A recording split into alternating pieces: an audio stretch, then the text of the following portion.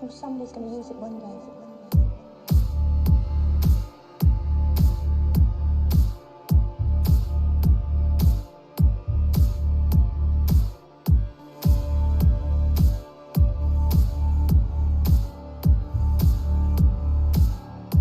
Just wouldn't be room for it.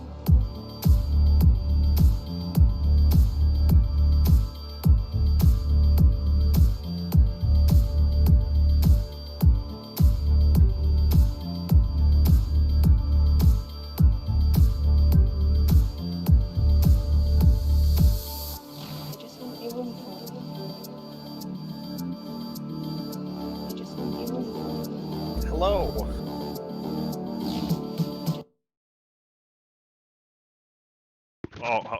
Hello there.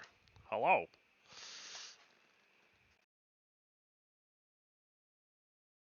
Oh yeah, fuck everything up.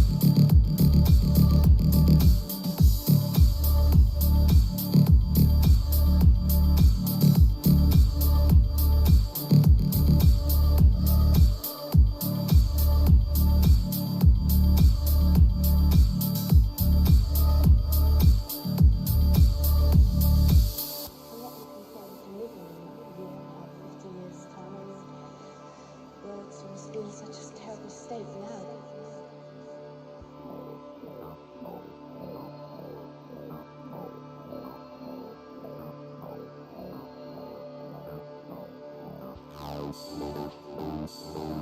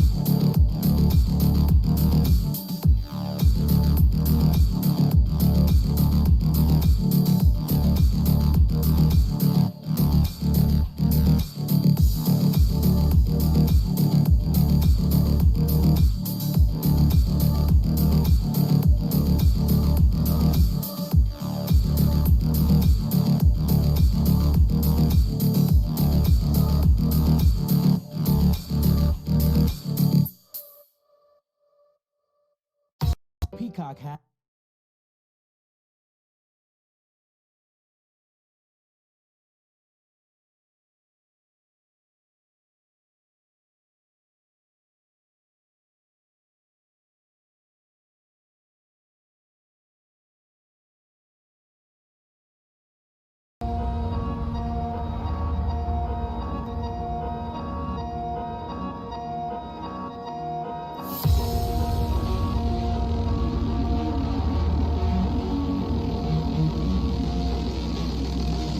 Ways of the underground.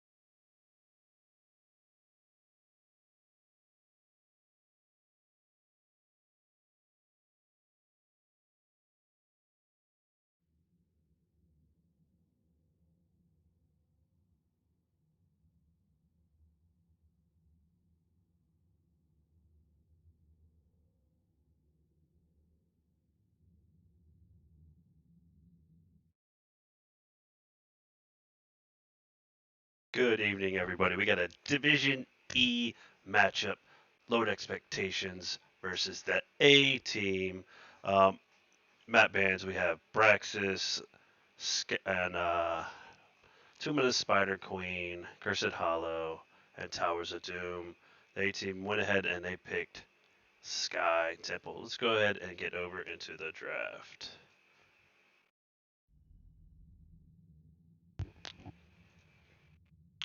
All right, first band we got over on the side of Lowered Expectations is Brightwing. Solid, um, nice globals, but solid map pick. Globals, she has all the tools: cleanse, poly, global.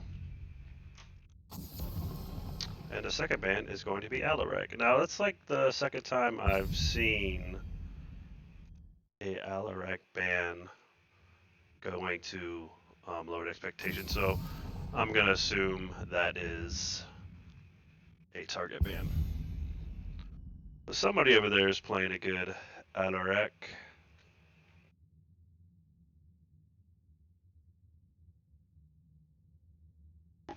Current standings, I believe, lowered expectations are 6-0, and the A team is 2-6 as per NGS standings.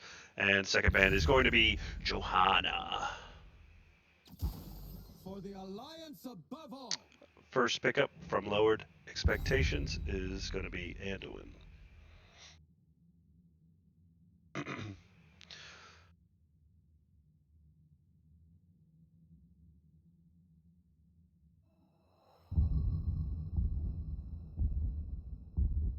And we're playing serious. We're letting the clock run out. We're making sure we get our team strat and comps together, and we got a Stukov and a Sylvanas over on the side of the A team. A. Gotta get my caster voice ready for lowered expectations. And they're gonna go ahead and they're gonna pick up Anubarak and Zul'jin.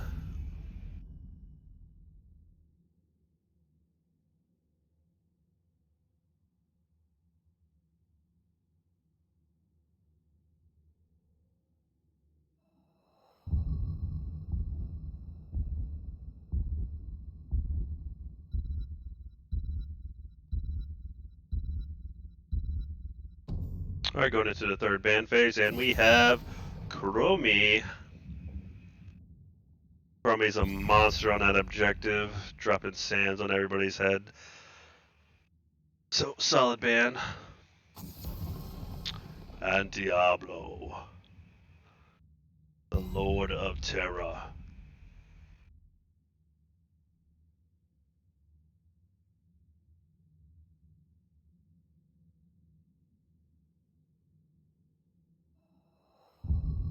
So it looks like both teams have done their homework. We got, I'd say, about 2 traditional bans with the Brightwing. That's pretty standard. The Johanna is standard. And then we have a bunch of, looks like, what did we call, target bans. But the A team is going to go ahead and they're going to pick up May and Kerrigan. And here comes that Haga, followed by a Kel'Thas. So, Haggard, excellent at clearing camps. He's going to be a beast on that objective, bouncing around. And we got Tahaka. So we got a global on the side of the A team. No global on the side of lower expectations. So let's see how this pans out. Let's see if that hurts them in the game if they get out X speed, because he can just keep soaking lanes and then just bush in when he's needed to join the fight. My voice audio is doubled. Huh. Alright, we're going to get started for match number 1. I will catch you guys in game number 1.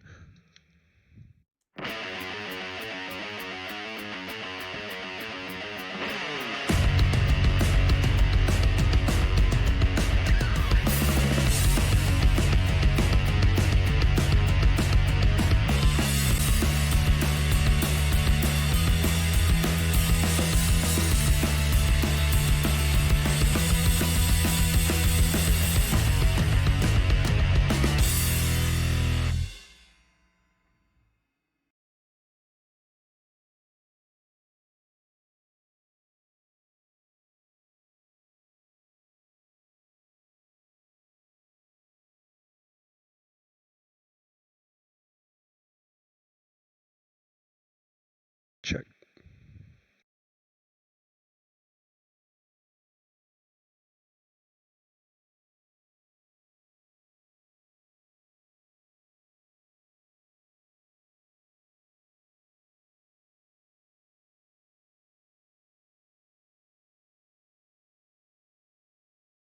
Alright, we're just loading in here.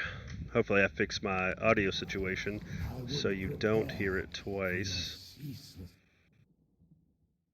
Let's see if that works. And we got a quick pause.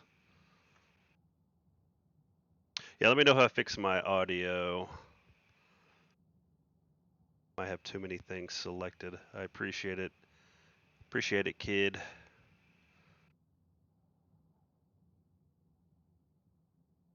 All right, well, while we got a quick pause in the action, we can go ahead and go over some. Over here on the blue side, we have Harking on Kerrigan. We have Bob on Savanas, Mike on Stukov, Moose Cannon on May, No Name on Dahaka, and that is going to be the A team. Over here on the right side, we got Dexter on Hogger, Spudmax on Kelthos, Talifius on Anubarak, The Funk on Anduin, and Warwolf on Zul'jin, and that's going to be lowered expectations. A pity. The hero came back. So, quick disconnect, but we're back in the game.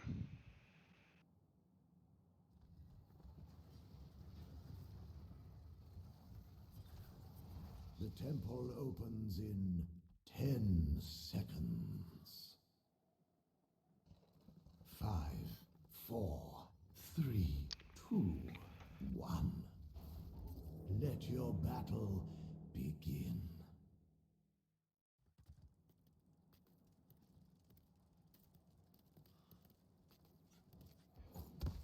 Both teams go straight to this mid lane, and we have our offlaners going to that top. I'm interested to see what type of combos the A team can set up with this Kerrigan Sylvanas matchup.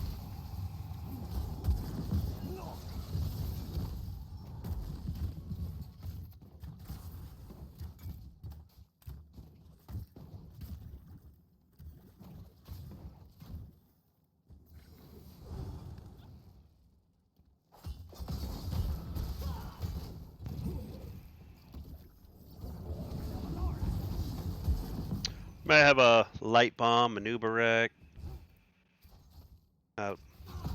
We'll see. Alright, cool. I appreciate it.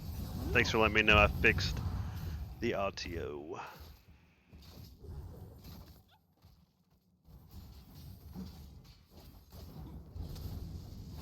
Alright, Lord Expectations is going to go ahead and start on his top bruiser camp while the A team goes ahead and gets his siege camp knocked out.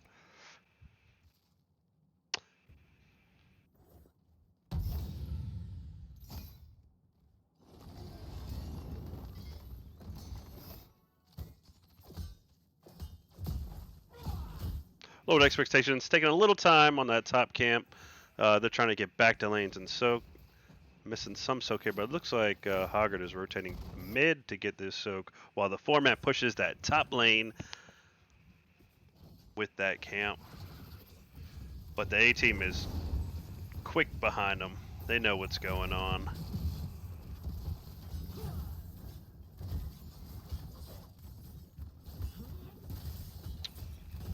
A team with a slight XP lead. Nothing too serious to come back from.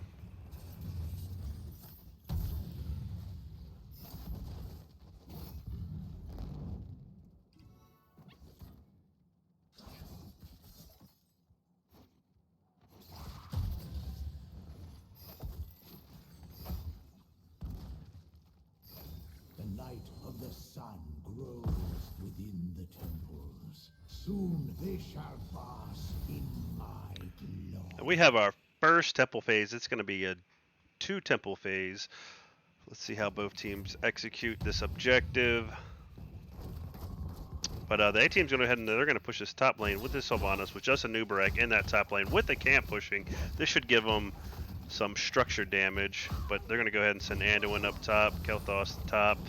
Looks like maybe Hoggard and Zul'jin, but that root landing on Kerrigan, and Kelthos gets blown up by Sylvanas in that Kerrigan leap. That's going to be first blood over to the A team.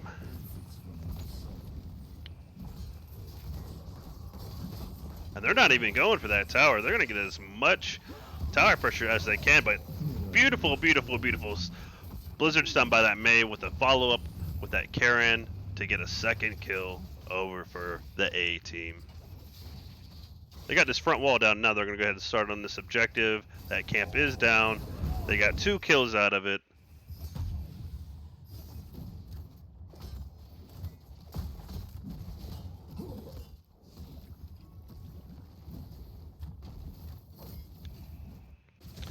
Dahaka, man, he's just going to keep soaking. And this is that global that's going to hurt them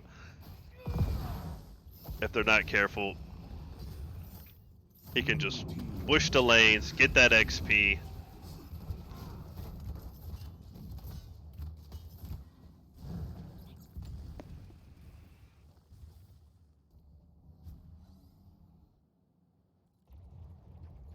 My temple's magic subsides. Find something else to fight over.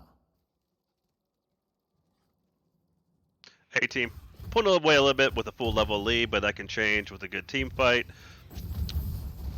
We got a 1 structure advantage and a 2 kill advantage for the A team.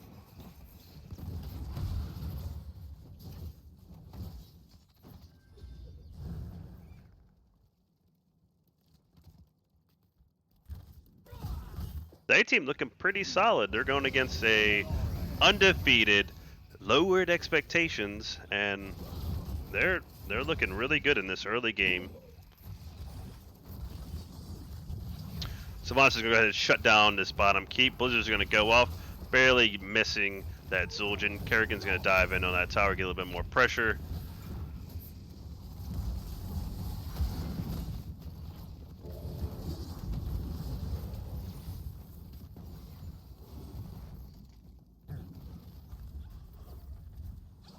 Not staying too long, getting what they needed, and getting out.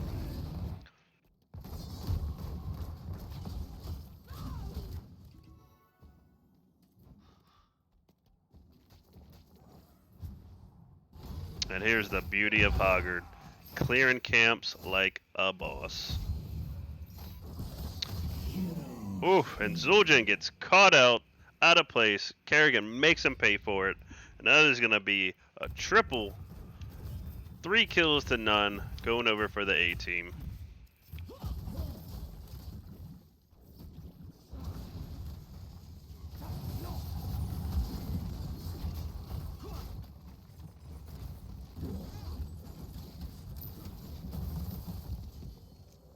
Ice wall goes up and misses.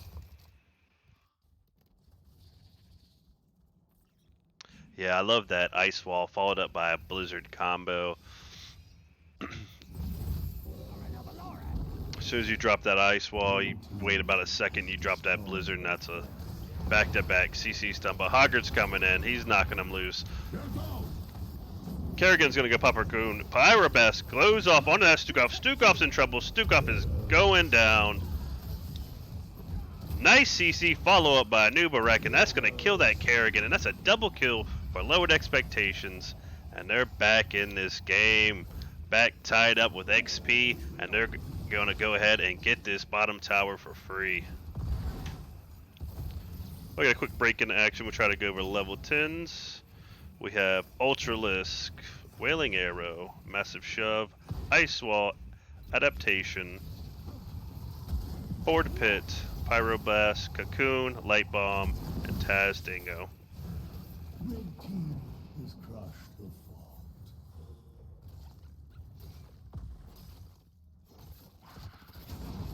Red team has destroyed a fort. So, a little bit of a rough start for lowered expectations, but they're back in this game.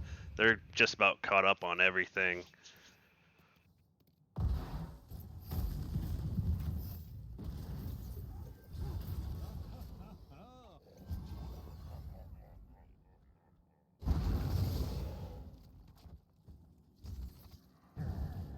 They are going to send somebody top for this Dahaka push. Got a camp pushing.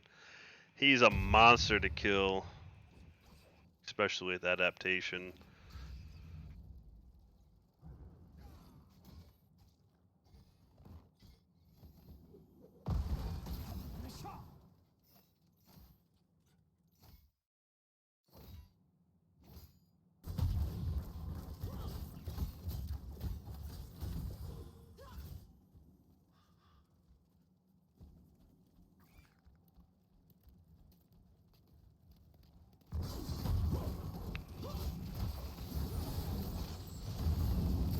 But we got a Pyro Blast going off onto that Dahaka. He didn't have time to put that stasis in. Light Bomb went off to stop him from that stasis. That was a beautiful Light Bomb to get that secured kill on that Dahaka.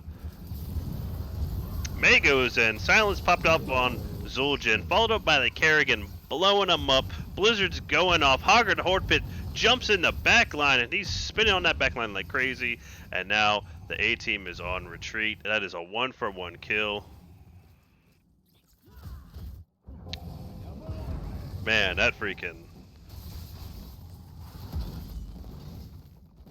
light bomb on that Dahaka was so clutch. He had that Pyroblast coming for him, and he was timing that Pyroblast coming for him before he could dive down and miss it. And then that light bomb went off, stunning him, so he was unable to dive down, and he gets blown up by that Pyroblast. So beautiful, beautiful, beautiful light bomb by that Anduin. And that would be the Funk.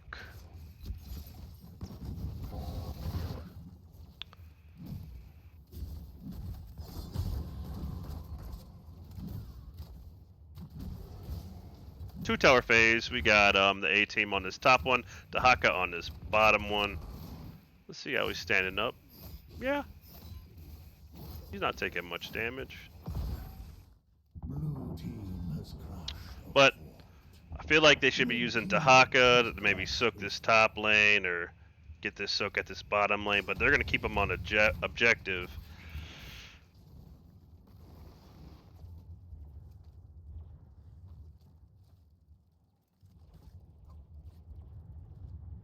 And so the light fades from my temple. So we're almost perfectly tied with this match. We got 3 structures to 3, 4 to 3 kills. Level 15 XP, almost neck and neck in XP, and lowered expectations, so they're going to go ahead and start this boss play. And they are putting some heavy burn on it.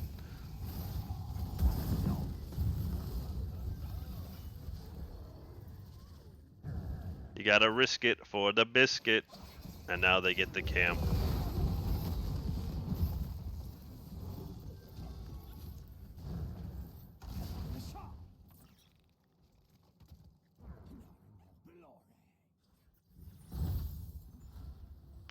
Lowered expectations. Got to go ahead and push with this camp.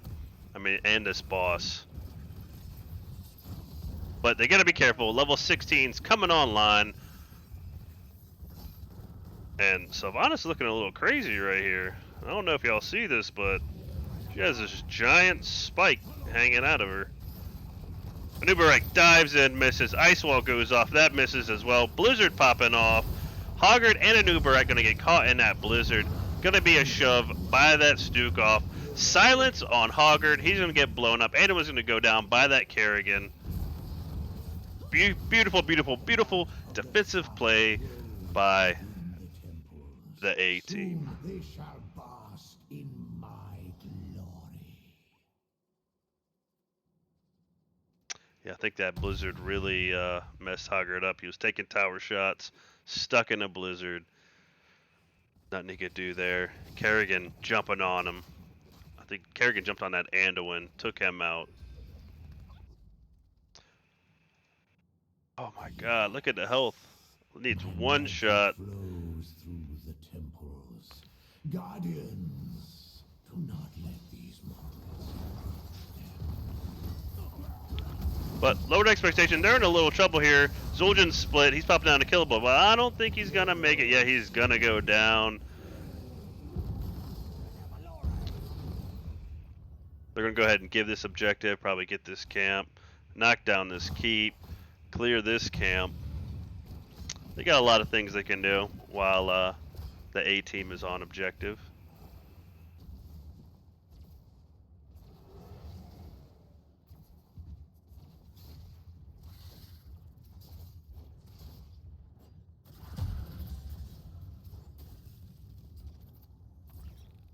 Blue team has destroyed a fort. The magic of the temple sleeps. Until I choose otherwise.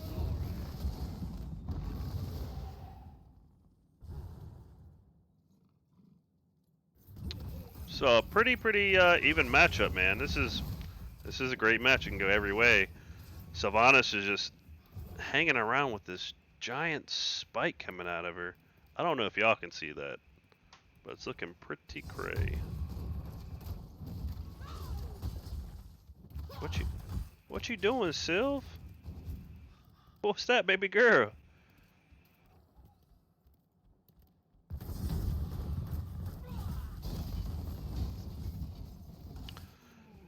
The A team soaking as much as they can, trying to get to this level 20, get that level 20 advantage, get a fight, win that fight, further their lead.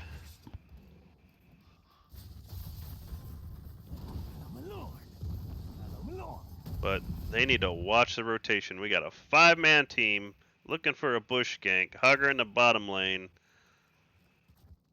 Maybe they got vision on them.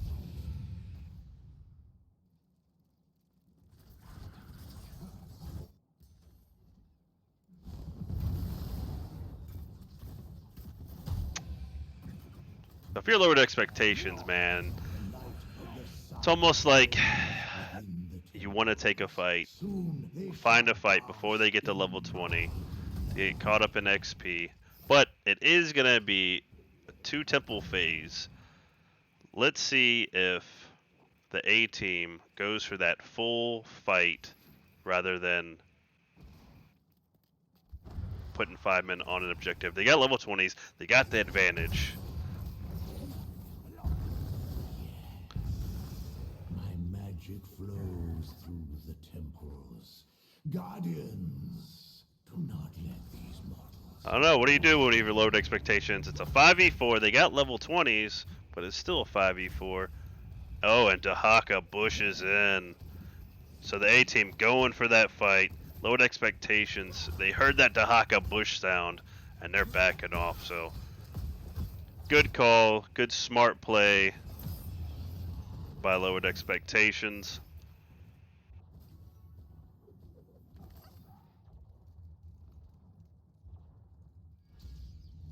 And they'll get 20, and they'll have time to get this top tower.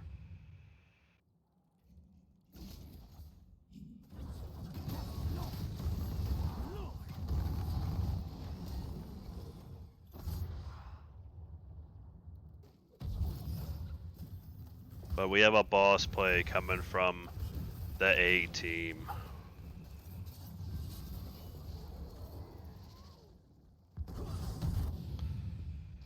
Temple still has a couple shots on it. Lowered expectations. Hearthing back to protect and try to knock down this boss.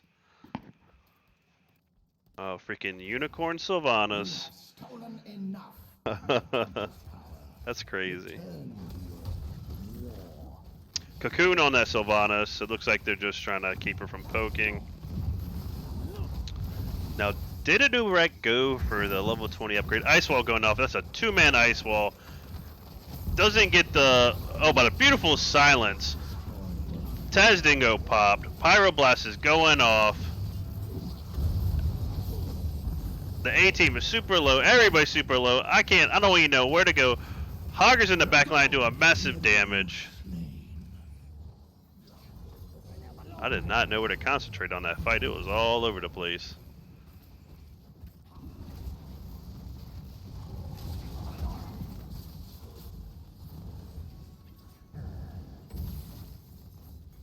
So I'd say pretty reasonable, solid defense.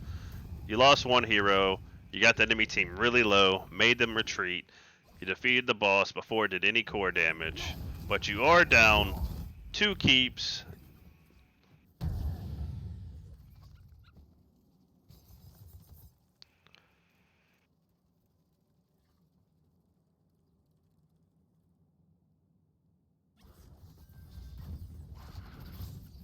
So I'm looking for a camp invade from the A team. And that's exactly what they're gonna do. You got camp pushing top.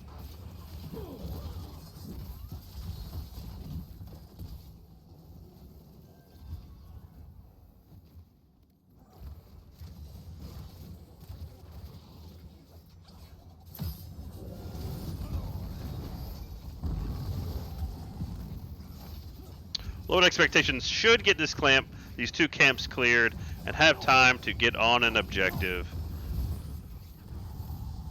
But this keep is going to take a lot of damage before they get there. Tahaka getting off the point. He sees a 5-man rotating towards him. Camps still pushing. And Lowered Expectations, they're just going for the team fight. They're saying, we're not going to let you bleed us anymore. But Hortaport goes off. Beautiful ice wall to catch that 2 backline. Silence goes off. Kerrigan jumps in. Light bombs going off. Hogger goes down. Anubaret goes down. Pyroblast coming off onto that Sylvanas. It's not going to be enough Tazdigo going off. Sylvanas goes down. KT's going down. That's a 3 to 1 man kill on the side of the A team. So the A team could choose to try to end here. Well, will this knock it down? This should. This temple should knock down that keep.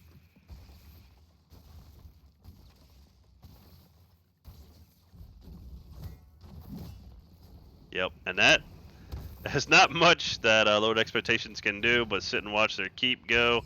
And that is going to be game number 1 for the A team.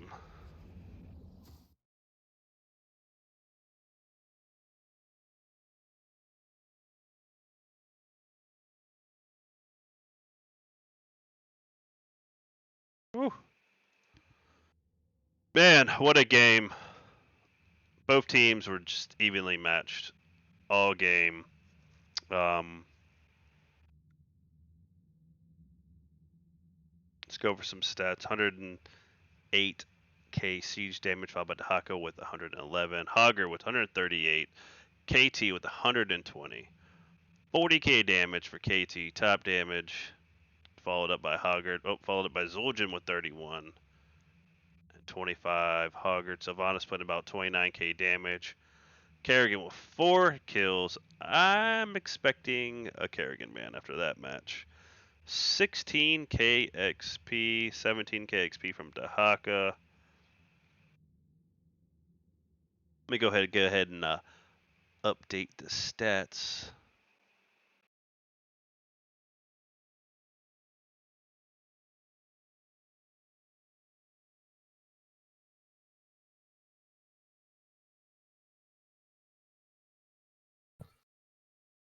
Hey man, good games, guys. Good games. What do you guys want? First pick, Matt pick. We'll do.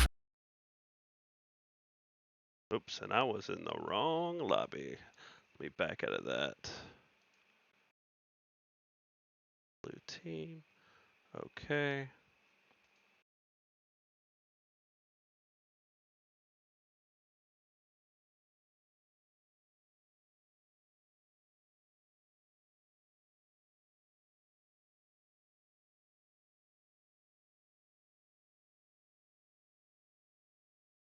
Those are updated stats. We're going to go ahead and we're going to get set up for game number 2. We'll be right back.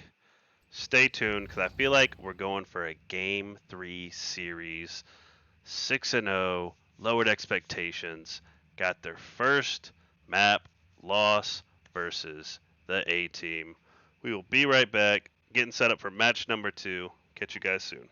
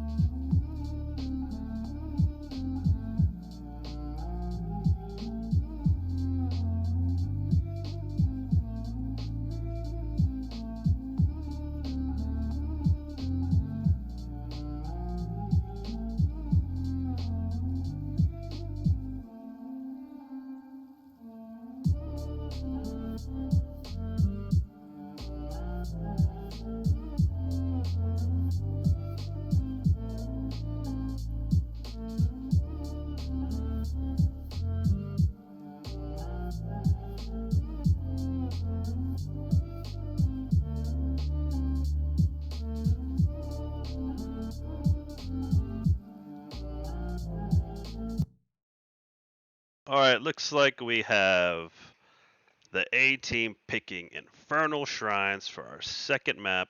We're getting a lobby set up. We'll be there soon, so get ready for match number 2. I'm expecting a match number 3.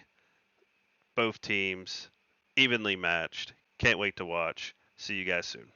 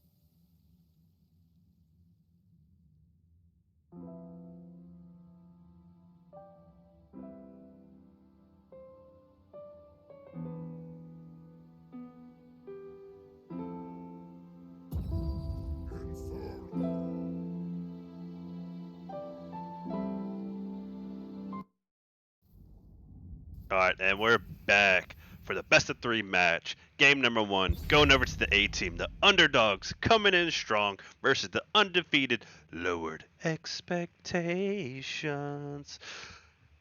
Can't wait to see this next match. I want to see game number 3, but we shall see. They're going to go ahead and ban off that Stukov. I'm expecting, since Kerrigan did secure a lot of kills, I'm expecting either a May or a Kerrigan ban for Infernal Shrines. Let's see what we get. Alaric ban coming off the A team. That's a target ban right away.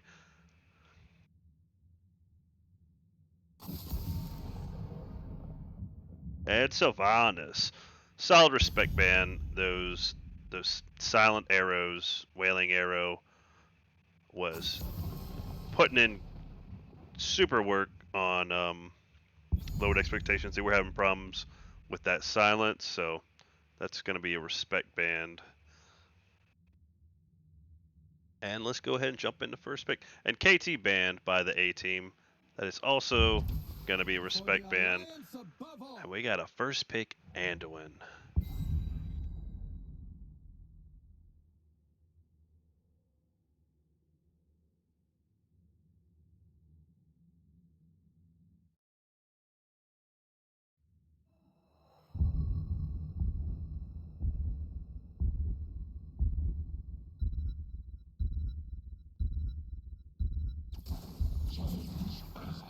And we got a double global. We got Tahaka and a Brightwing. So maybe you see a Johanna pick, have that Falling Sword Light Bomb combination that's been used in loads of matches. Also, maybe a, and we're gonna go for that May and that Chromie.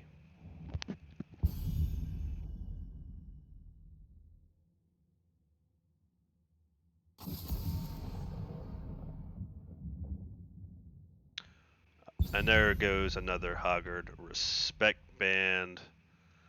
Hoggard would be a monster on Infernal Shrine, so solid band by the A team.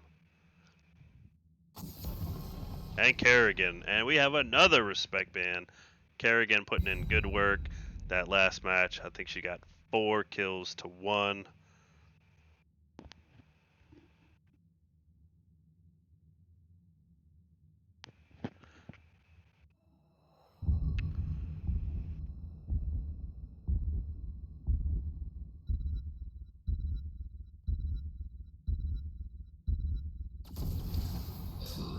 Ooh, and we got a Mephisto and Diablo. Mephisto could pop that Endurance of Hate, followed by an APOC. Huge combos coming out of the A team. Now, Mephisto's a little electricity circle. I can't think of the name right now, but somebody was telling me for Infernal Shrines, that circle is perfectly around those edges. So anybody that pops up on them edges is going to get hit by that Mephisto circle. And we got a Ragnaros and a Zul'jin. Curious to see what type of rag it's going to be. If it's going to be a Saphir Smash, or if it's going to be a Lava Wave Ragnaros.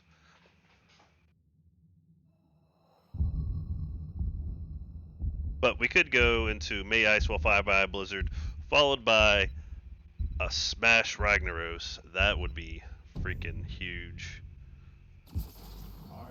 And a Zeratul. Okay, we're getting spicy. I like the spice. Name of the game is going to be Protect That Chromie and that Anduin and that Zul'jin from that Zeratul.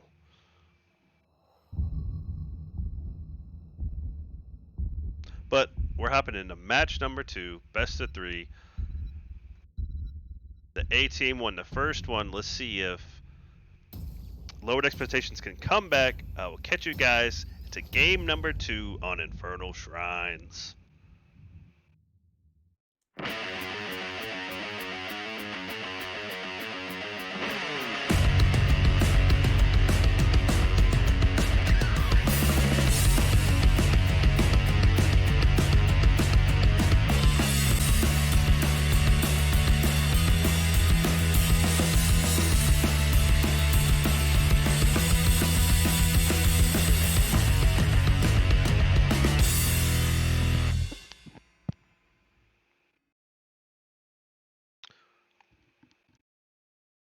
Intro almost timed perfectly, but let's go ahead and let's get started.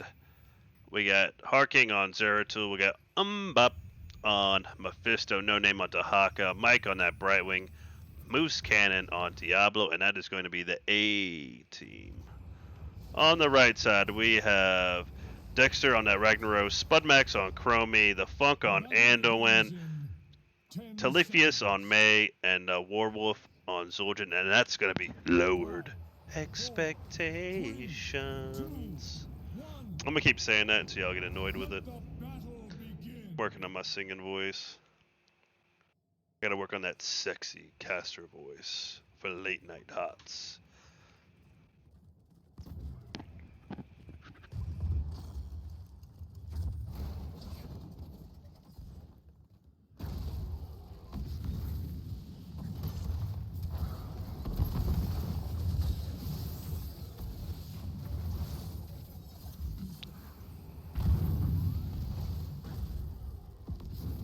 Both teams just poking around. Ragnaros is going to go ahead to that top lane.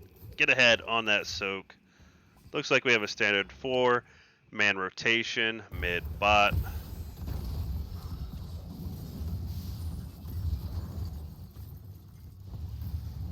Ragnaros doing what a good bruiser does. He already cleared top lane, so he's going to go ahead and get that mid-soak. But hopefully he's not ganked. And there's that flip. Polymorph. Nice freaking peel from May to help save that Ragnaros. That was close, Rag. That was close.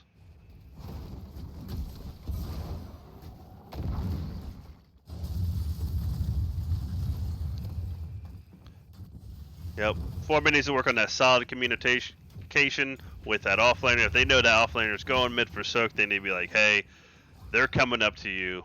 Be careful, watch out. But both teams getting those siege camps at the same time. We're pretty much neck and neck for XP.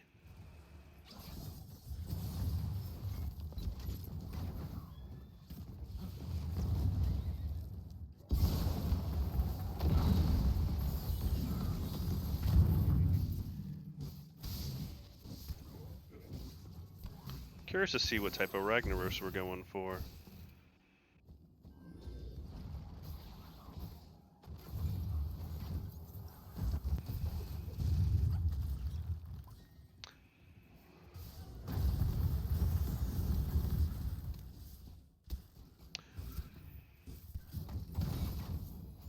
It looks like we will be going with a Lava Wave Ragnaros. The shrine will be active soon. Prepare yourselves for the slaughter.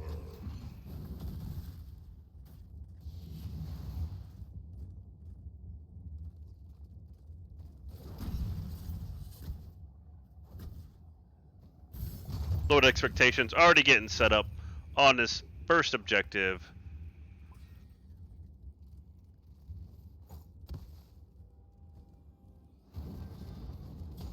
They did miss this camp. That might pose some problems during that team fight. They might have to send somebody up to that top lane while Dahaka's pushing, so they don't have that pressure on that top fort. But here we go. Zeratul jumping in. I say Zeratul, I said Mephisto. Nice stun, flip onto that Ragnaros from that Diablo, pulled by the end and went Dahaka, taking a lot of damage. He's gonna go ahead and pop that stasis. Diablo gets blown up from that Chromie. Mei's jumping in there. She's not done.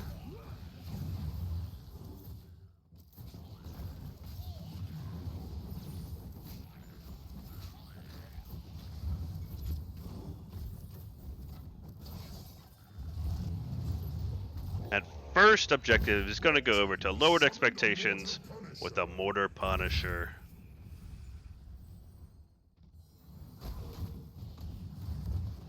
Alright, come on. I want to see that John Cena. And who's it going to land on? And it's going to land on Brightwing and Diablo.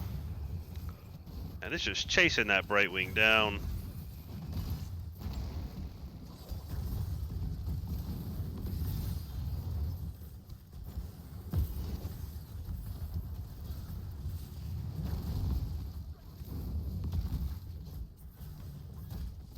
Red team's Punisher has fallen.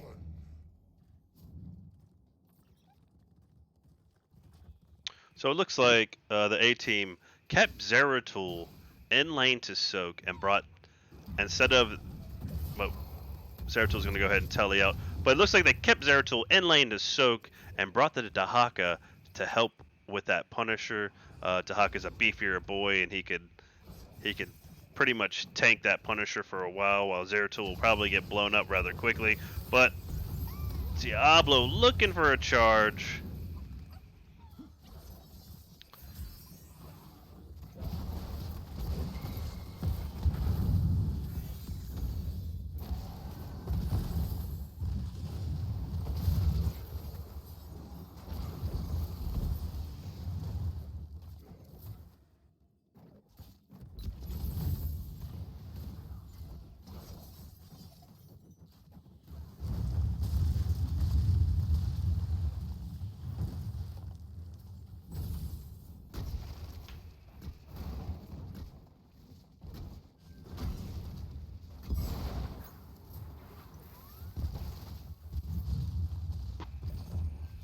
And Chromie, the first one in. Oh, great pull by that Anduin. Chromie was caught dead to rights. Almost got blown up. Mei going in for that peel onto that Zul'jin. Whew. Anduin doing work. I thought that Chromie was gone.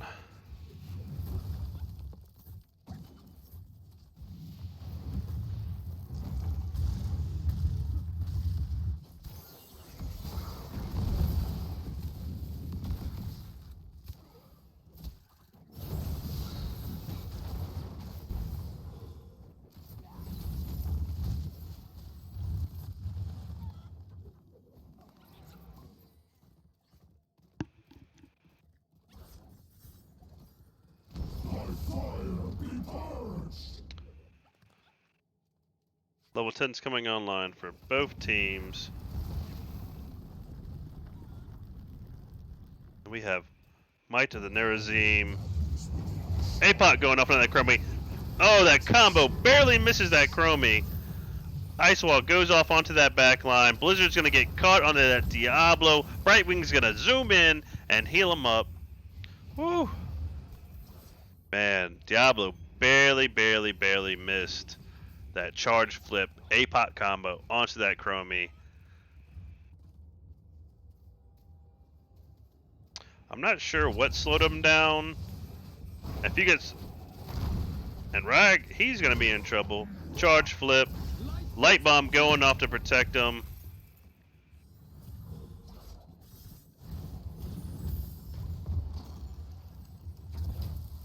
Yeah, if Diablo gets slowed just a little bit with that combo, he's going to be in trouble. But Ragnaros gets flipped and charged into the enemy backline and gets blown up.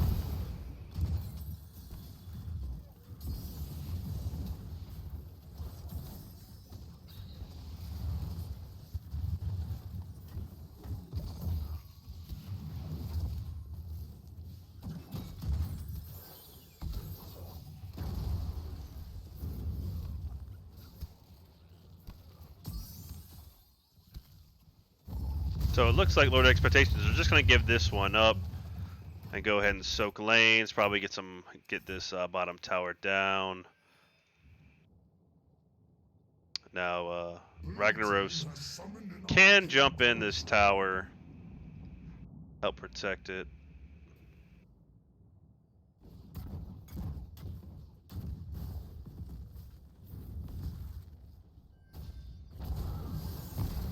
You don't want to get left on. And he's going in. He's going to be in big trouble once this thing gets burnt off. And a polymorph. Here comes that charge and flip. But, oh, beautiful defensive ice wall. Blocking that Zeratul off. Zeratul blinks out of it. Net from that Zul'jin comes off. And that's a triple John Cena. Followed by an APOC. Followed by Endurance of Hate. Ragnaros goes down. Pulls that Mei out of there. Time stop landing. Alright, Zul'jin needs to be careful. He gets left on that might. So Ragnaros goes down again. Pretty solid defense. I'm not sure if getting in that fort was the best idea. They did burn it down pretty quickly. He didn't have his team around him. But A team going for this camp evade. They got the advantage. 5 to 4 man advantage. And they're going to go ahead and take that camp.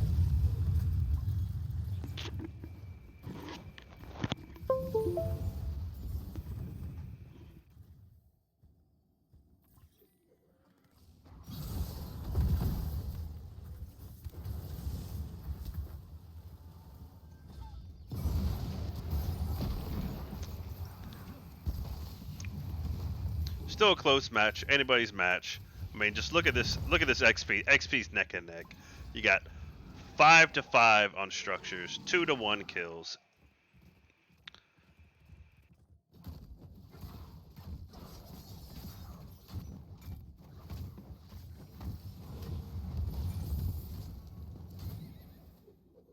Can't get much closer to this.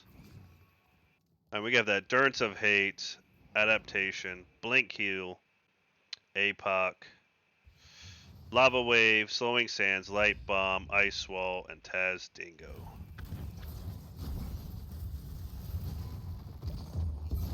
Alright, so Lord Expectations getting some work on this mid fort. Zeratul is jumping that back line, but he's kind of split. He does have Blink to disengage, so. Now later this game goes, I feel like Lord Expectations is going to have the advantage. They got Lava Wave. They got Zul'jin stacking.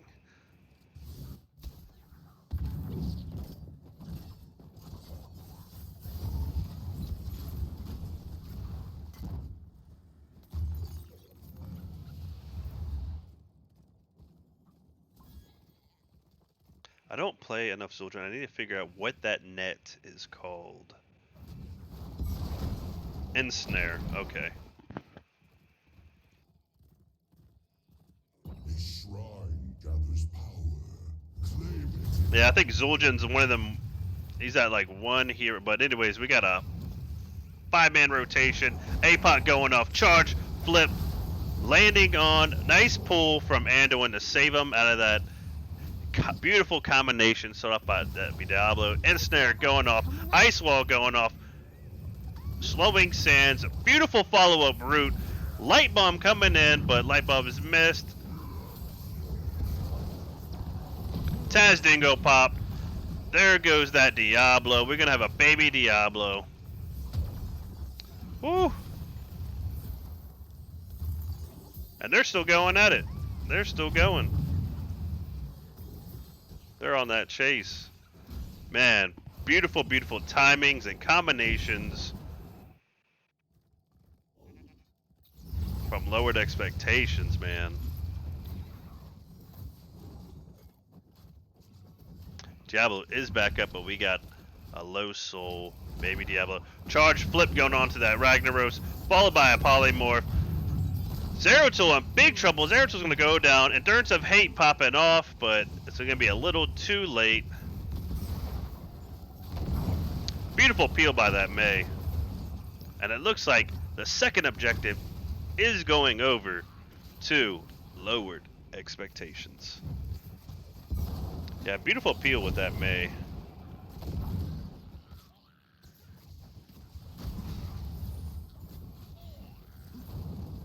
And this is going to be a Frozen Punisher. This is going to do some work. Red team has summoned a frozen Punisher.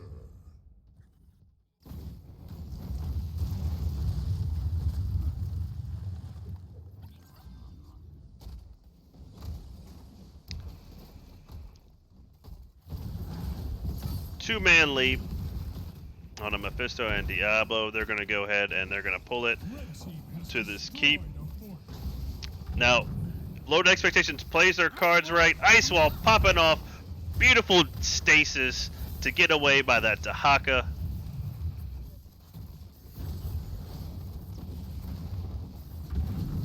Red team's Punisher has been slain. Behold. And there we go. APOC going off. Charge, flip. Mephisto gets blown up.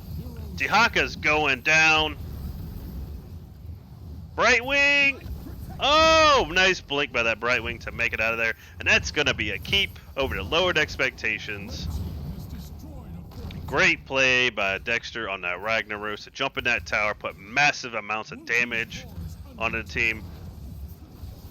And they're going for core. We got a death timers about 20 seconds. They might be able to make it. Better be careful.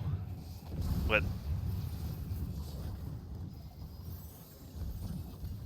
they only got Brightwing, Zeratul. Zeratul's looking for that Chromie.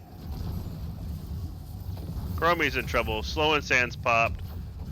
Oh, and Chromie goes down. And that is going to be game number 2 over to Lowered Expectations.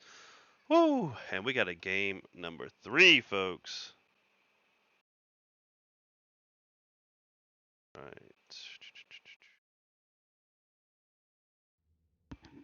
Man, it was that beautiful play right there at the end of that Frozen Punisher when that Ragnaros jumped in that tower, putting heavy damage onto that Mephisto, getting him out of the fight.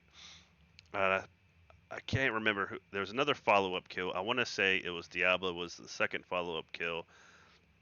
I didn't think they could pull it off with that damage onto that core. It was low death timers. Chromie was getting harassed by the Zeratul, but they got it done. And it's a low kill game, 3-5, executed beautifully by both teams. Beautiful defensive plays by both teams, and beautiful follow-ups by Lowered Expectations with those combos. Diablo did have a couple problems getting that APOC charge flip combo off. He did have multiple slows from Chromie and May. That might have messed with him a little bit, but that game could have went either way. I feel like if the A team, played it safe and just let him take that keep instead of charging in and fight when Ragnaros was in that keep, that the game will be still going on. But you live and you learn. We're going to go ahead and we're going to get set up for match number 3, Lowered Expectations from and the A team.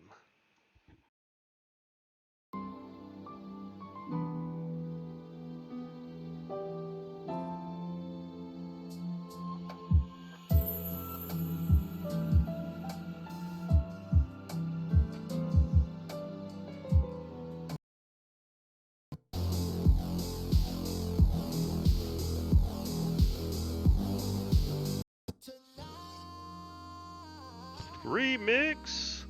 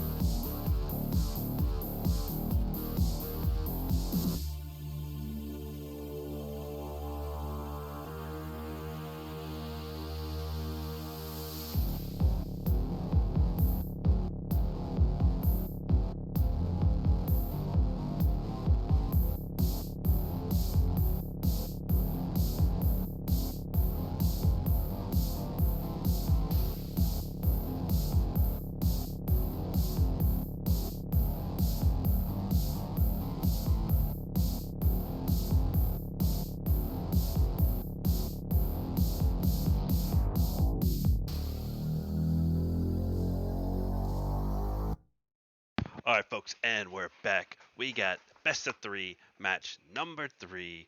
Um, the A team lost that second matchup, and they went ahead and went for first pick. And Lowered Expectations is taking us to Dragonshire.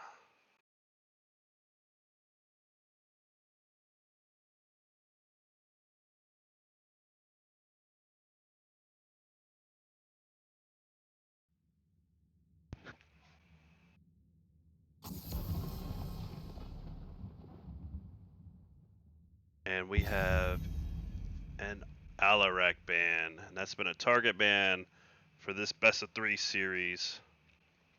So happy we got a best of three series. I feel like 2 games is just not enough for me. I want to see number three. It looks like I'm going to get it.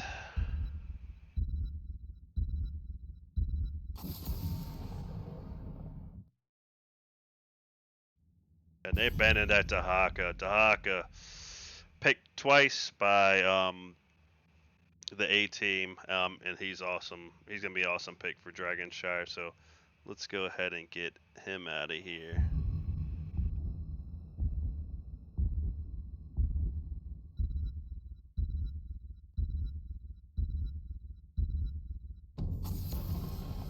And Chromie doing some work last match. You're gonna be fighting over these tiny points on Dragonshire, so a respect band on that Chromie.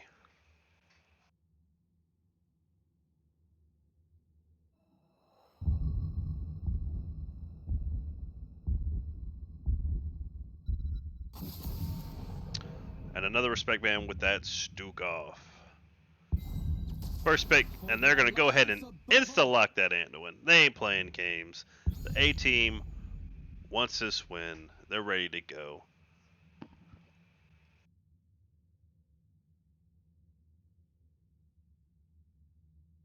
Anduin on the side of lowered expectations made some beautiful plays. So they're going to go ahead and take Anduin away from him. First picking it. May also made some great plays last match.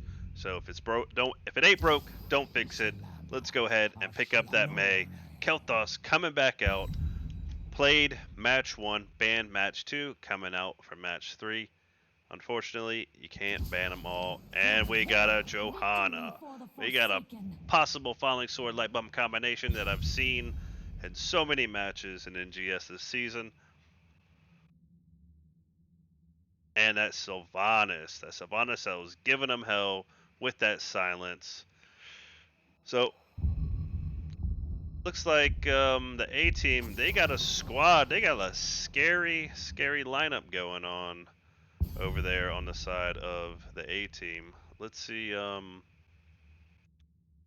Lowered Expectations handles it. Brightwing Band. Solid Brightwing Band. They don't have a healer yet, and that's a global. It's Dragonshire. So it begins. And we got a Deckard pickup.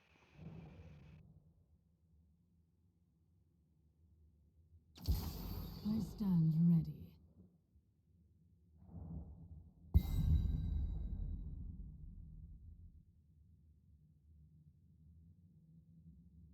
So we got a pretty huge stun comp coming over on the side of Lowered Expectations.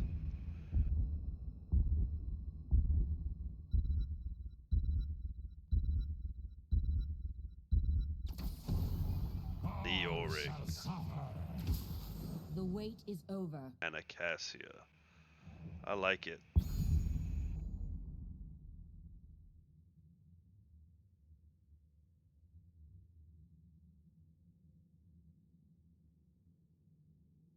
We got a lot of silence over on the A-team. We got level 20 Entomb with silence. We got silencing arrow by the Sylvanas. It could all be set up from a falling sword light bomb combination, followed by Cassia's bouncing ball. And there it is. We got a Sonya. So both teams with huge, huge wombo potential.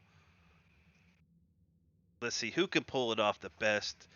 Let's get this nice, tasty, spicy match number 3 going. Lowered Expectations versus the A-team.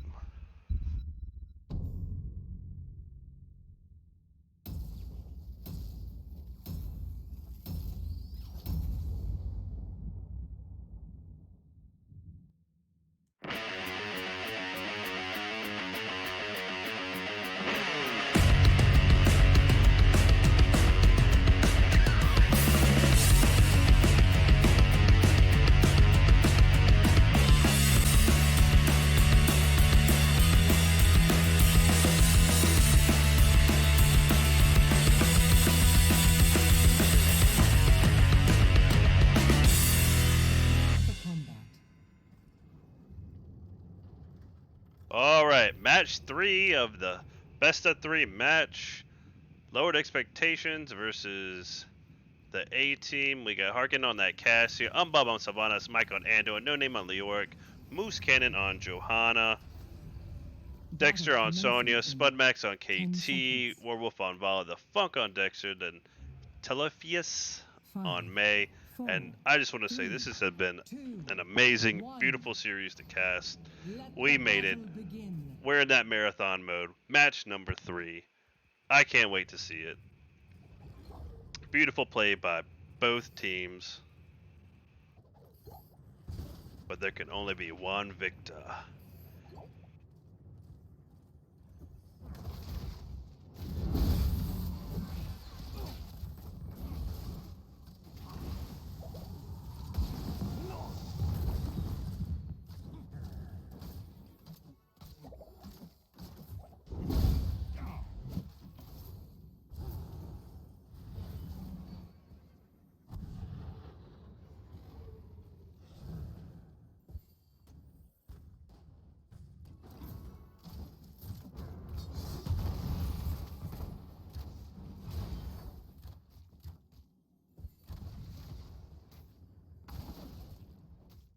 You think yourself worthy to wield the Dragon Knight's power?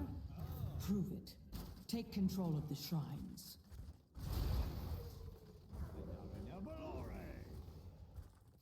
So we got Vala going for stacks, Mana Addict, KT.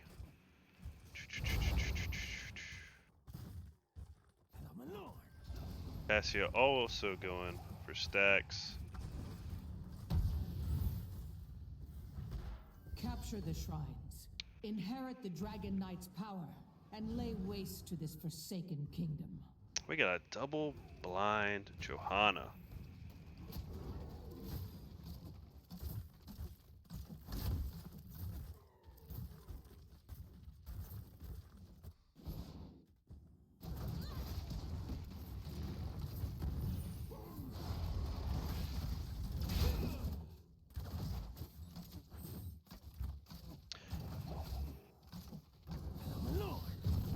So, I'm a main tank. I'm not sure who wins this matchup between Leoric and Sonya.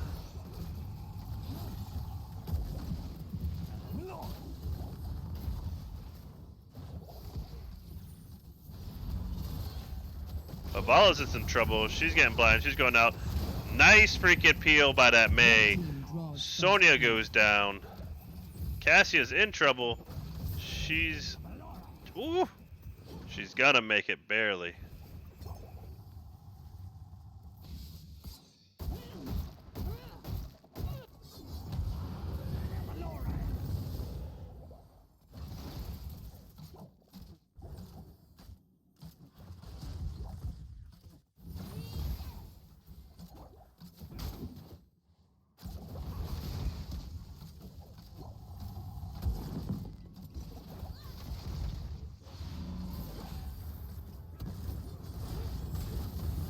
Mei is deep. She's gonna go ahead and pop that ice block. Vala's gonna A-step out of that Finn.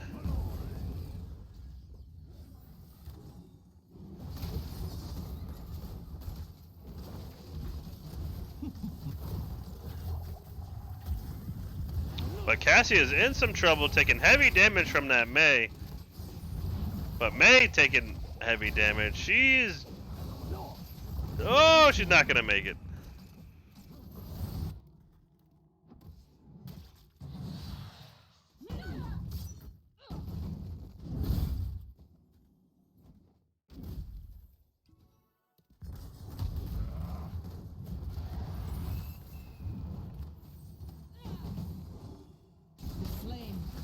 And the first objective is going to go over to the A team.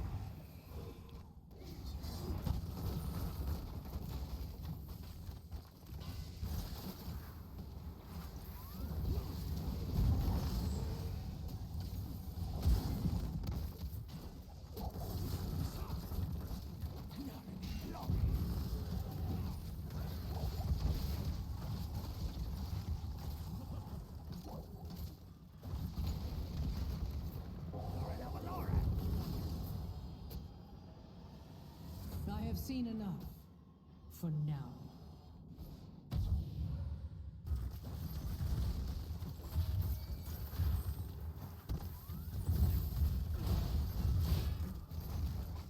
A team pushing this bottom wall, getting kind of would have liked them to go and get this bruiser camp while nobody was there.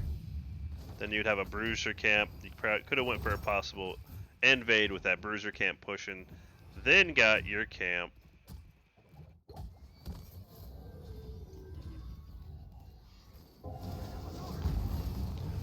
But what do I know?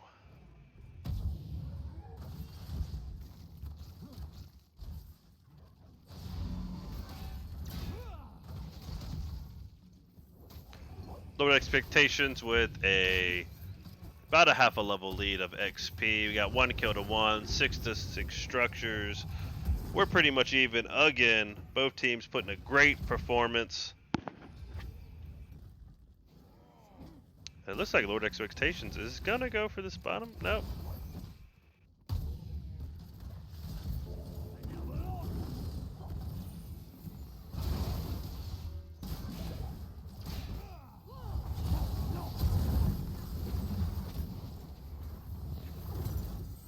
Another chance to prove yourself worthy. Do not squander it.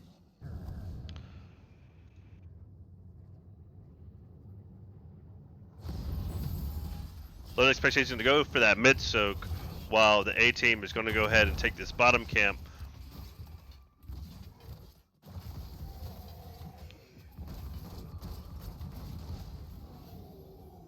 Level 10's coming online for both teams. Become the Dragon Knight and claim vengeance for my family. Light bomb going off, Fallen Sword, landing on May. Rain of Vengeance going off, Unstoppable popped, Stay a While and Listen goes off, Cassia goes down, Ice Wall barely missing. But Johanna's going to be in some trouble. She's going to get some heals from the Anduin, but is it going to be enough? That nice stun from that Deckard, and that's going to be a double kill on the side of Lowered Expectations.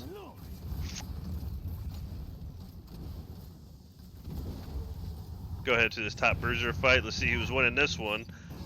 Sonya versus Leoric, Dexter versus No Name.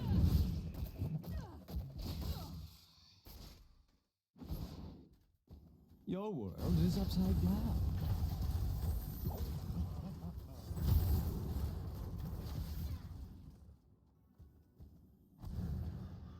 Does Lowered Expectation have time? They got to watch for these minions hitting them while they're trying to channel. Oh, and they don't.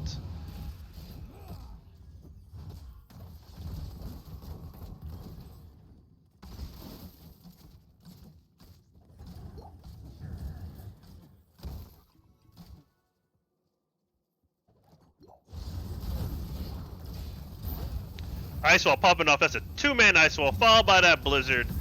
Beautiful, beautiful people. Light bomb going off, but Stay a While, Listen, Falling Sword is going to land. It's going to be a defensive Falling Sword to get out of there, but is it going to be enough to save that Johanna? Silence going off. Cassia's back in it. Beautiful turnaround by the A team. Cassia pops her, Infinite Ball ult. Nice spread. Whew.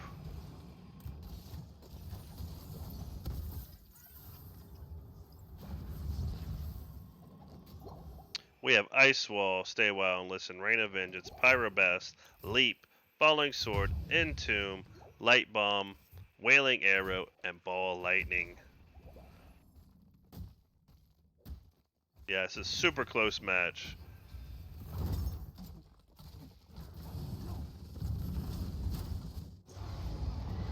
May's going to be in some trouble. She's going to go ahead and zoom out of there, but here comes that Entomb. It's not going to be enough. She's going to go ahead and pop that Unstoppable Blizzard, defensive, Falling Sword, misses, Light Bomb, a little late.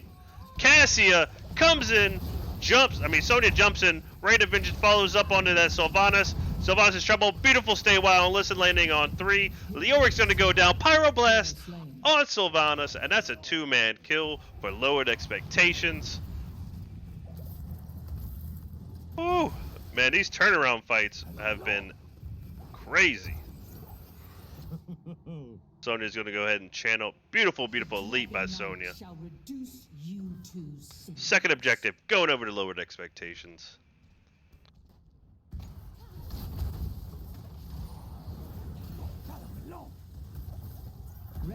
has destroyed a fort.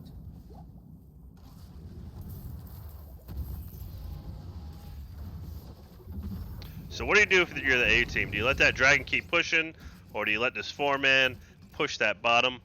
Red team has destroyed a fort.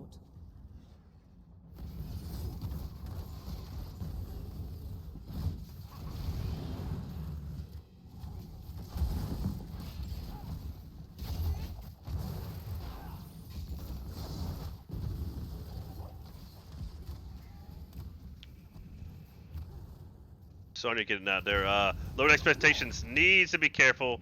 We got a 5-man rotating on the 4. Light Bomb Falling Sword goes off on the KT and May. Silence goes off. Stay a while and listen goes off. It's not going to be enough. KT's going to go down. Rain of Vengeance is going to go up, but it's going to miss that Johanna as she pops that Unstoppable. They're on full retreat.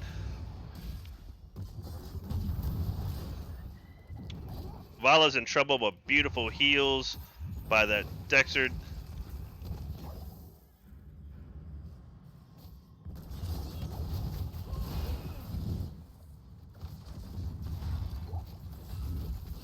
Sylvanas is going to go ahead and shut down this bottom. They need to be careful. Here comes an Entomb. Okay. Just got to give it. Just got to give this fort.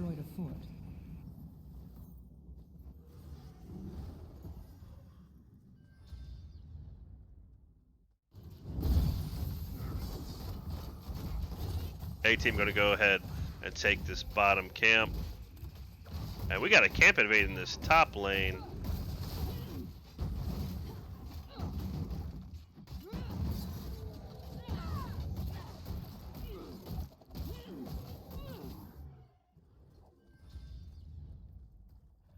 So they're going to have lots of top pressure from these two camps pushing.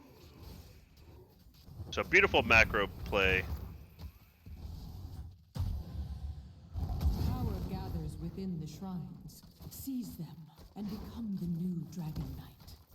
So they took this bottom camp, and while doing so, that Sonya went ahead and took that top camp, knowing they were at that bottom camp, and that gave them a double camp invade on the side of Lowered Expectations. 16's coming online for Lowered Expectations. They're at level 17, about a level and a half lead. 16's coming online from the A team.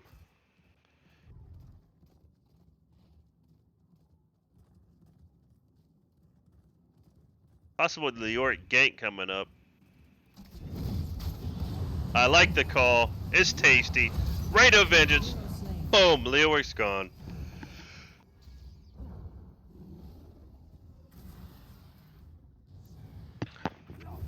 Beautiful call by Lowered Expectations.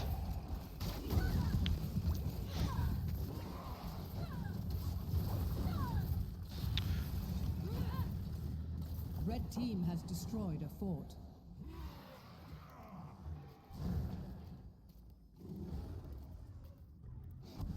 And they're going to the middle for a fight.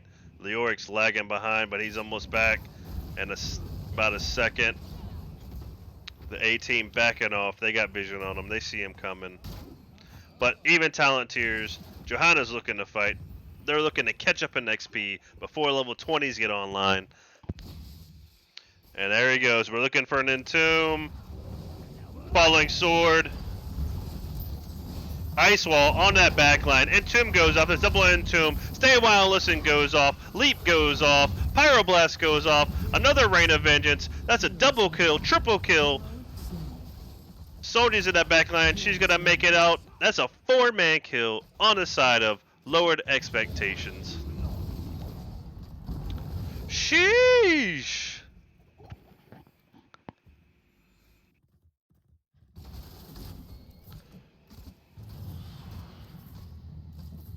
I tried to save this realm. Now it burns. Red team has destroyed a fort.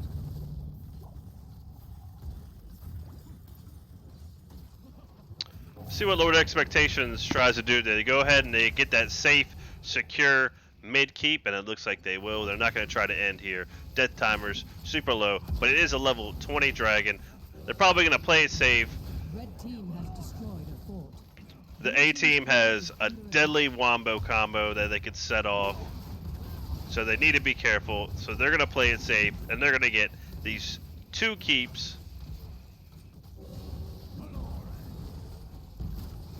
Red team has destroyed a fort. Blue team's core is taking damage. And they're going for a core play. They got a healthy dragon. Ice Wall coming off. Ice Wall misses. Falling Sword comes off. Landing on Light Bomb onto that Mei. Stay a while and listen. Mei's going to go ahead and pop that Ice Block.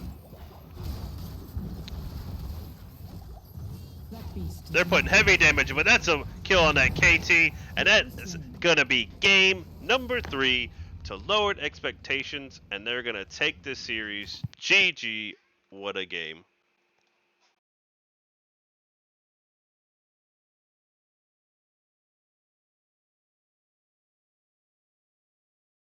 And I crashed. Gosh dang it. I'll try to get back loaded up here, guys.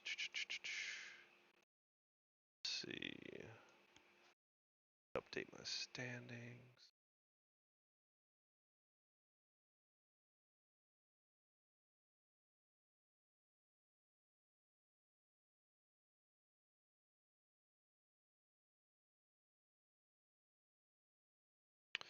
Yep. My game crashed, so I'm not gonna be able to go over the post game stats. I apologize. I don't know, I get this weird yellow screen sometimes where the game just crashes.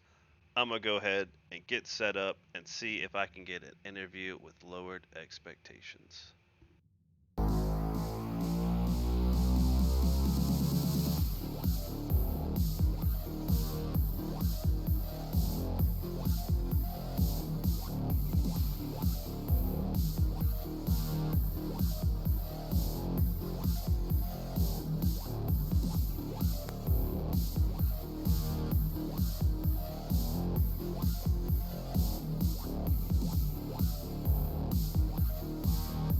Hello?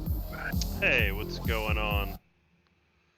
Not too much. That was intense. That was an intense 3-match series. You guys pulled it off. I'm here with the assistant captain of Lowered Expectations, Spud Max. So, man, how are you guys feeling after that intense 3-match game? Pretty good actually. We after the first match we were a little bit rattled actually. They were they had our number really solidly with the double silences, and that really shut us down in the first match. And second match we felt a lot more confident. We had they let me play the Chromie, which is I'm a bit stronger on. Overall was pretty good. We changed up a few things. We were having a lot of trouble initiating initially on them the first match, so second we focused on initiating, and then we really don't ever play Mei with the Ice Wall, so that was kind of an interesting. They were doing it super effective first round on us, so we decided to go that same direction in the third game and try and split them as much as possible. So, all right, so let's get set up for the matches. You're going against the A team. I believe their standings are 2-6. You guys currently undefeated from NGS standings. Is that correct? yeah. This is we've done quite well this season.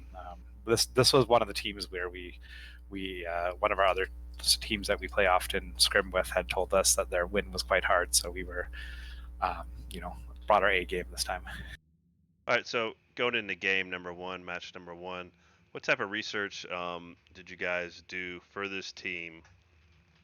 So normally Malfrix is our research guy, so we just kind of looked at the last couple NGS matches, and our straight up strategy originally, just looking at the last couple matches, was probably to try and choke out their healers, just because it looked like they played just Brightwing and Anduin, so that was kind of our go, and varying a bunch and we play Varian quite often. So those are kind of our first things. Like, let's take the Anduin, ban the Brightwing, and get rid of the Varian and see if that breaks up their combo. But we were unprepared for their strong Dahaka Sylph combo.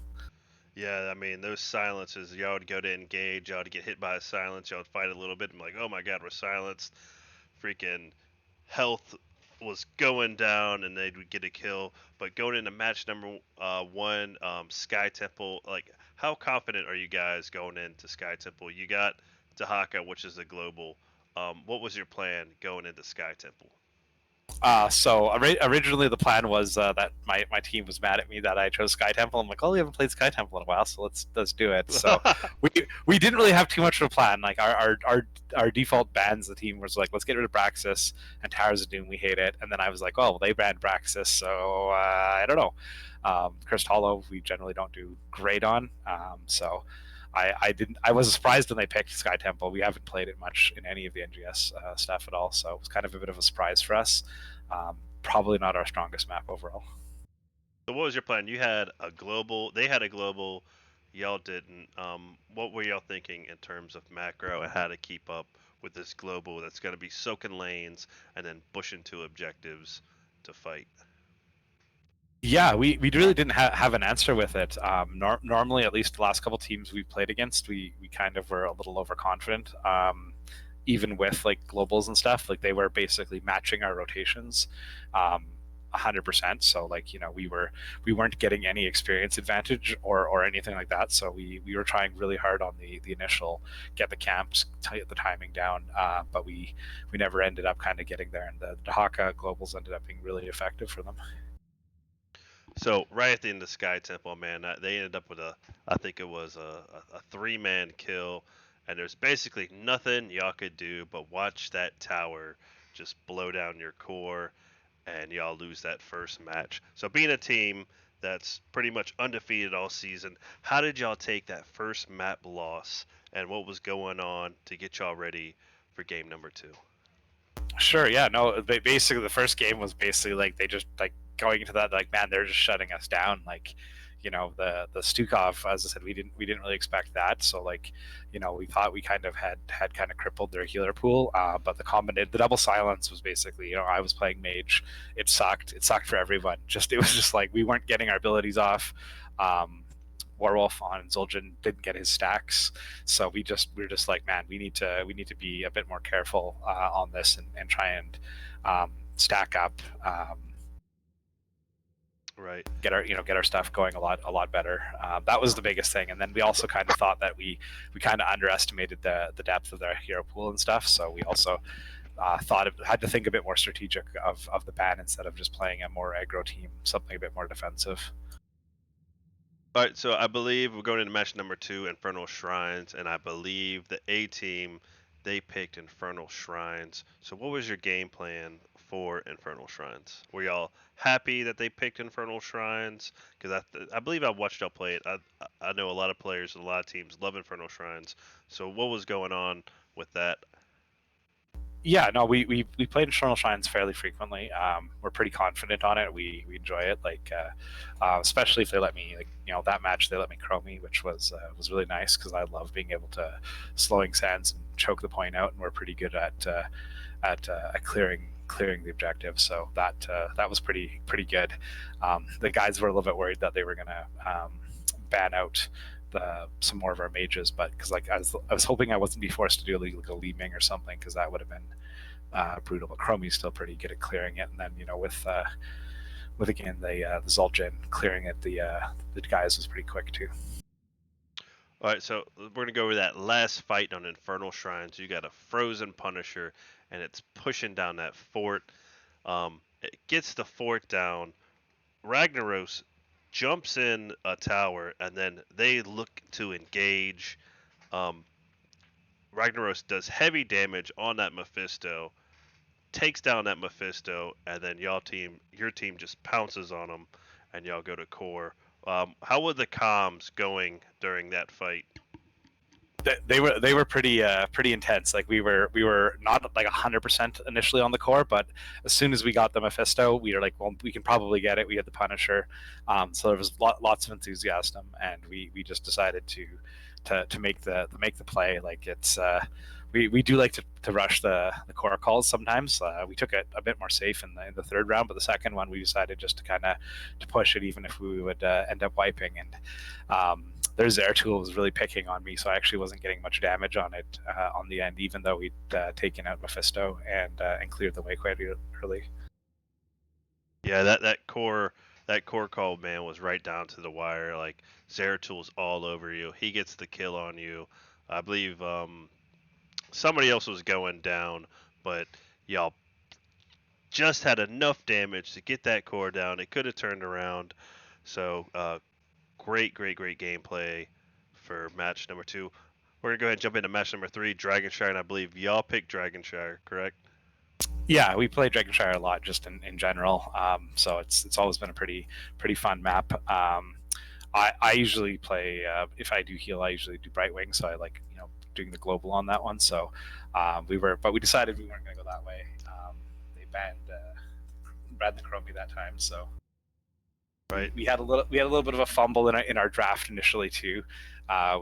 Funk was gonna originally pick the Deckard earlier, and I just had KT, and I was kind of like zoned out talking, and I'm like, oh yes, I'm KTing right away again. So worked out pretty well for us there. We always do quite well on the fighting on the points and the camp rotation in Dragonshire. So we've got the timing down really well for clearing the camps, and we knew Dex was going to do really well on the off lane for us there. So yeah, so going into the draft, man, I was feeling nervous for y'all, right? I think y'all banned Zeratul and Stukov, but y'all forget to ban that Sylvanas. And the first picks they get is Anduin, Johanna. So they get the Falling Sword, Light Bomb combination.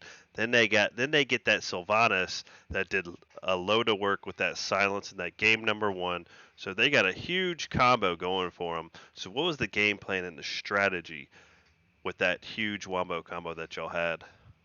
So yeah, we definitely talked about that. Basically, they're like we talked that I should take Pyroblast to hopefully force Anduin to take Dome instead of the Light Bomb. But as soon as they kind of decided to go in on the Light Bomb combo, which was kind of the other thing we were thinking, we just knew we had to split the Johanna off, and so the Mei Ice Wall, and basically every time Johanna would start running at us, we would just immediately start fading back and try and actually just like split pick it off. And then as soon as the Light Bomb would go off, I would try and throw Pyro back at the Anduin to kind of return the momentum, because there's a lot of momentum when they got the silence arrow out, the everything, and so we just kind of scattered back and then waited for the ice wall to come out, and then Dex would probably try and jump in from the side. So we also had a lot of mobility though too with Vala as well as Sonya. So even if they came in, like I got caught I think once or twice, but the majority of our team was able to get out.